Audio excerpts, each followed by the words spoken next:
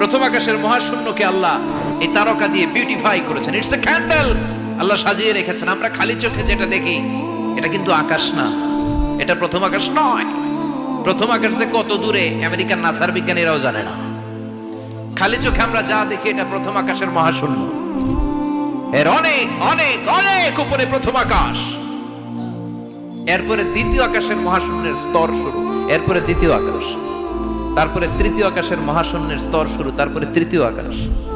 একটার চেয়ে আরেকটা বড়। প্রথম আকাশের চেয়ে দ্বিতীয় আকাশ কত বড় বলি, আপনার হাতের আংটিটা যদি সাহারা মরুভূমিতে আপনি ছড়ে ফেলে দেন, পুরো মরুভূমির তুলনায় আংটি যত ছোট, আল্লাহর দ্বিতীয় আসমানের তুলনায় আল্লাহর প্রথম আসমানটা ঠিক তত ছোট।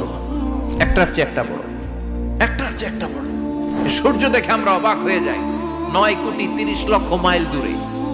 এই পৃথিবীর চেয়ে 13 লক্ষ গুণ বড়। এটার সানশাইন, আলো আসতে পৃথিবীতে 8 মিনিট 18 সেকেন্ড লেগে যায়। ইউরোপ আমেরিকার অনেক দেশ আছে, আমেরিকায় বাংলাদেশের চেয়ে শতগুণ বড়, কানাডা কয়েকশো গুণ বড়, রাশিয়া কয়েকশো গুণ বড়। এরকম প্রায় 200 দেশ নিয়ে পৃথিবীর স্থলভাগ, আর 70% হচ্ছে শুধু পানি। এই সব মিলে আমাদের এই পৃথিবী। আর এত বড় পৃথিবীর চেয়েও নাকি সূর্য 13 লক্ষ গুণ বড়। তার মানে সূর্যই বড় না, সূর্যের চেয়ে অনেক বড় তারা আছে। সূর্যের পরে পৃথিবীর সবচেয়ে কাছের যে তারা বা স্টার, ওটার নাম হচ্ছে প্রক্সিমা সেন্ট্রাই। নাম কি? প্রক্সিমা সেন্ট্রাই। এরপরে আলফা সেন্ট্রাই এ, আলফা সেন্ট্রাই বি, ইটা ক্যারিনা, বেটেলজিউস, এরকম একটার পর একটা তারা। যেই সূর্য পৃথিবীর চেয়ে 13 লক্ষ গুণ বড়, বেটেলজিউস নামে একটা তারা আছে, ওটা সূর্যের চেয়ে 33 কোটি গুণ বড়।